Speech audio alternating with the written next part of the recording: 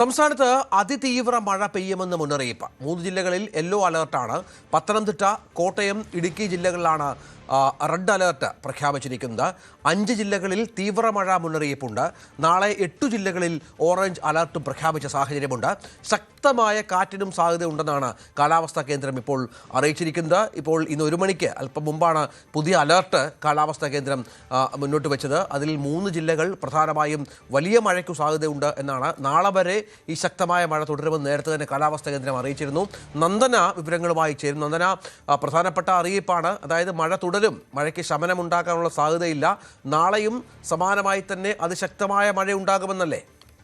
രഞ്ജിത്ത്, അങ്ങനെ തന്നെയാണ് പറയേണ്ടത്. കാരണം സംസ്ഥാനത്ത് പല ജില്ലകളിലും ഇന്ന് അതിതീവ്ര മഴയാണ് പെയ്യുന്ന ഒരു സാഹചര്യമുള്ളത്. പത്തനംതിട്ട, കോട്ടയം, ഇടുക്കി ജില്ലകളിൽ കഴിഞ്ഞ 1 മണിക്ക് വന്ന അലേർട്ട് പ്രകാരം റെഡ് അലേർട്ട് പ്രഖ്യാപിച്ചിട്ടുണ്ട്. അതായത് ആ 3 ജില്ലകളിലും അതിതീവ്ര മഴയ്ക്കുള്ള സാധ്യത തന്നെയാണുള്ളത്.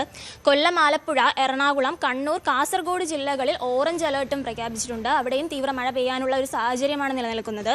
പത്തനംതിട്ട, കോട്ടയം, ഇടുക്കി, മലപ്പുറം, കോഴിക്കോട്, വയനാട്, കണ്ണൂർ, കാസർഗോഡ് എന്നീ 8 ജില്ലകളിൽ നാളെ ഓറഞ്ച് അലേർട്ടാണ്. ഈ 8 ജില്ലകളിലും നാളെ അതിതീവ്ര മഴയ്ക്കുള്ള സാധ്യതയുണ്ട്. ഇനി അതിതീവ്ര മഴ പെയ്യുന്ന ജില്ലകളുടെ കാര്യം ഇന്നത്തെ ഒരു അവസ്ഥ നോക്കുകയാണെങ്കിൽ പത്തനംതിട്ട, ആറന്മുള മേഖലകളിൽ നിന്ന് റോട്ടിൽ നിന്നൊക്കെ വെള്ളം ഇറങ്ങി തുടങ്ങുന്ന ഒരു സാഹചര്യമുണ്ട് നിലവിൽ. എന്നാൽ തിരുവല്ല, അപ്പർ കുട്ടനാട് മേഖലകളിലെ പലയിടങ്ങളിലും വെള്ളക്കെട്ട് ഇപ്പോഴും രൂക്ഷമാണ്. ക്യാമ്പുകളിൽ നിന്ന് നിരവധി പേർ വീടുകളിലേക്ക് മടങ്ങി തുടങ്ങി എന്നുള്ളൊരു കാര്യം ആശ്വാസകരമാണ്. കോട്ടയം ജില്ലയുടെ കാര്യം എടുത്താൽ കനത്ത മഴയ്ക്ക് ശമനം വന്നതോടെ പ്രധാന വഴികളിൽ നിന്ന് വെള്ളം ഇറങ്ങി തുടങ്ങിയിട്ടുണ്ട്.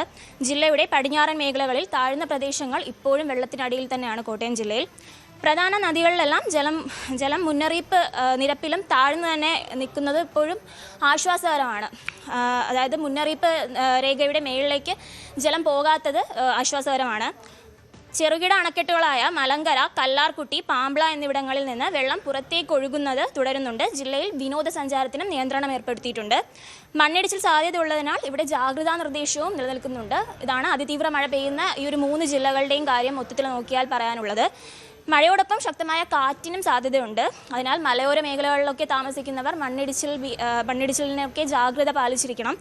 അതേപോലെ തീരങ്ങളിൽ താമസിക്കുന്നവരും ഈ വലിയ കാറ്റ് വീശാൻ സാധ്യതയുള്ളതിനാൽ ജാഗ്രത പാലിക്കേണ്ടതാണ്. അതോടൊപ്പം മത്സ്യബന്ധനത്തിനും തീരങ്ങളിൽ വിലക്ക് ഏർപ്പെടുത്തിയിട്ടുണ്ട്. രഞ്ജിത്ത്, എന്തായാലും വരുന്ന ദിവസങ്ങളിൽ വലിയ രീതിയിലുള്ള മഴ തന്നെ സംസ്ഥാനത്ത് ഉണ്ടാവും എന്നുള്ളതാണ് ഈ ഒരു ജാഗ്രതാ നിർദ്ദേശങ്ങളിൽ നിന്ന് മനസ്സിലാക്കാനാവുന്നത്. തീർച്ചയായും വരും ദിവസങ്ങളിൽ അതിശക്തമായ മഴ.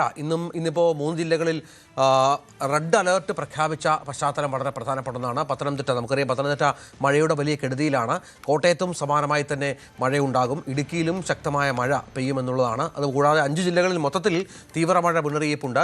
നാളെയും മഴ തന്നെയാണ് തുടരുക. ഏതായാലും ജാഗ്രത പാലിക്കണം. നേരത്തെ പറഞ്ഞ പോലെ സ്കൂളുകൾക്കൊക്കെ അവധിയാണ് പല ജില്ലകളിലും. നാളെയും സമാനമായ അവധിയും ഒക്കെ പ്രതീക്ഷിക്കുന്നുണ്ട്. കോട്ടയം ജില്ലയിൽ മഴയ്ക്ക് ശമനം വന്നതോടെ വെള്ളക്കെട്ട് കുറഞ്ഞു. ജില്ലയുടെ പടിഞ്ഞാറൻ മേഖലകളിലെ താഴ്ന്ന പ്രദേശങ്ങളിൽ ഇപ്പോഴും വെള്ളക്കെട്ട് തുടരുന്നുണ്ട്. പ്രധാന നദികളിലെല്ലാം ജലം മുന്നറിയിപ്പ് നിരപ്പിലും താഴേക്ക് എത്തിയിട്ടുണ്ട്. കോട്ടയത്ത് മഴ ഒന്ന് കുറഞ്ഞു, പക്ഷേ പടിഞ്ഞാറൻ മേഖലയിലെ വെള്ളക്കെട്ട് തുടരുന്ന സാഹചര്യമാണ് ഇപ്പോഴും ഉള്ളത്. നദികളിലൊക്കെ ജലനിരപ്പ് താഴാൻ തുടങ്ങിയിട്ടുണ്ട്. പടിഞ്ഞാറൻ മേഖലയിലും കിഴക്ക് പാല ഉൾപ്പെടെയുള്ള മേഖലകൾ ഏതാണ്ട് സേഫായി മാറിയിട്ടുണ്ട്. ഞാനിപ്പോൾ നിൽക്കുന്നത് കോട്ടയം കുമരകം റോഡിലാണ്. ഇവിടെ ഇപ്പോഴും പ്രധാന വഴിയാണിത്, പക്ഷേ ഇവിടെ ഇപ്പോഴും വെള്ളം ഉണ്ട് എന്നുള്ളതാണ്. ഇതുവഴി പക്ഷേ ബസ്സുകളൊക്കെ സർവീസ് നടത്തുന്നുണ്ട് കുമരകം വഴി എന്നാണ് പുതിയ വിവരം. പക്ഷേ ചെറുവാഹനങ്ങൾ ചിലയിടത്ത് കൂടി അവർക്ക് സർവീസ് നടത്താൻ കഴിയാത്ത സാഹചര്യം ഉണ്ട്. അതായത് ചിലയിടത്ത് ആഴം കൂടുതലുള്ള പ്രദേശമുണ്ട്. വീടുകളിലെല്ലാം മിക്കവാറും ഇത്തരം പ്രദേശങ്ങളിലെ വീടുകൾ, ഇത് പ്രധാന വഴിയാണ്, ഇവിടെ വീടുകളിലെല്ലാം വെള്ളക്കെട്ട് തുടരുന്ന ഒരു സ്ഥിതിവിശേഷം തന്നെയാണ് നമുക്ക് കാണാൻ സാധിക്കുന്നത്. ഒരുപക്ഷെ ഇന്ന് വൈകുന്നേരത്തോടെ ഇവിടെ ഈ റോഡിൽ നിന്ന്, പ്രധാന വഴിയിൽ നിന്ന് വെള്ളം ഇറങ്ങാൻ സാധ്യതയുണ്ട്. കാരണം വെള്ളം വളരെ വേഗത്തിൽ ഇറങ്ങിപ്പോകുന്ന നിലയുണ്ട്. ഈ ഇടവഴികളിലെയൊക്കെ സാഹചര്യവും സമാനമാണ്. പലയിടത്തും വെള്ളമുണ്ട്. ഇപ്പോൾ ഇവിടെ ഈ വീട്ടിലൊക്കെയും വെള്ളമുണ്ട്. ചേട്ടാ, എങ്ങനെയുണ്ട് ഉൾപ്രദേശത്തൊക്കെ? അങ്ങോട്ടൊക്കെ ഭയങ്കര വെള്ളം. അത് കുറേ ദിവസം പിടിക്കുമല്ലേ? നല്ലപോലെ പിടിക്കും. ഇന്നലെയൊക്കെ ഈ റോഡിൻ്റെ ഈ ഭാഗത്തൊക്കെ വെള്ളം ഉണ്ടായിരുന്നു, പക്ഷേ ഇവിടുന്നൊക്കെ വെള്ളം ഇറങ്ങിയിട്ടുണ്ട്. ഇതിനപ്പുറത്ത് വരെയും ഒക്കെ കുറച്ചുകൂടി വെള്ളം ഉണ്ടായിരുന്നതാണ്. പക്ഷേ ഇവിടെ ഇപ്പോൾ വെള്ളം കുറഞ്ഞിരുന്നു. പക്ഷേ ഇതാ നോക്കൂ, ഇടവഴിയിൽ സമാന സ്ഥിതിയല്ല ഉള്ളത്. അവിടെ വെള്ളക്കെട്ട് തന്നെ തുടരുകയാണ്. അതായത് കോട്ടയത്തിൻ്റെ ഒരു പൊതുസ്ഥിതി സ്ഥിരമായി ഇങ്ങനെ തന്നെയാണ്. ഒരുപക്ഷെ ചിലയിടത്ത് ഒരാഴ്ചയെങ്കിലും പിടിക്കും, ചിലയിടത്ത് ആഴ്ചകളോളം പിടിക്കും പൂർണ്ണമായും വീടിനുള്ളിൽ നിന്നുള്ള വെള്ളം. ആ ചേട്ടൻ പറഞ്ഞ പോലെ അവിടെ നിന്നൊക്കെ ഉള്ളിൽ നിന്നൊക്കെ വെള്ളം ഇറങ്ങാൻ ഇനിയും ദിവസം പിടിക്കുന്ന സാഹചര്യമുണ്ട്. എന്തായാലും ഇതാണ് പൊതുവെ കോട്ടയത്തിൻ്റെ ഒരു സാഹചര്യം. മഴ മാറി നിൽക്കുന്നില്ല പൂർണ്ണമായിട്ടും, പക്ഷേ എന്നാലും ഈ തുടർച്ചയായി മഴയില്ലാത്തതൊക്കെ ഒരു ആശങ്ക കുറയ്ക്കാൻ കാരണമായിട്ടുണ്ട്. പക്ഷേ ദുരിതം കോട്ടയം താലൂക്കിൽ എന്തായാലും ദുരിതം ഇപ്പോഴും തുടരുക തന്നെയാണ്. അതാണ് കോട്ടയത്തെ സാഹചര്യം. ഇടുക്കി ഏലപ്പാറയ്ക്ക് സമീപം കാർ തോട്ടിലേക്ക് മറിഞ്ഞ ഒരാൾ മരിച്ചു, 3 പേർക്ക് പരിക്ക് പറ്റി. 4-ാം മൈലിലാണ് അപകടമുണ്ടായത്. തിരുവനന്തപുരം സ്വദേശികൾ സഞ്ചരിച്ച വാഹനം ആണ് അപകടത്തിൽപ്പെട്ടത്. പരിക്കേറ്റവരെ പീരുമേട് താലൂക്ക് ആശുപത്രിയിൽ പ്രവേശിപ്പിച്ചു. ഒരാളുടെ നില ഗുരുതരമായി തുടരുകയാണ്.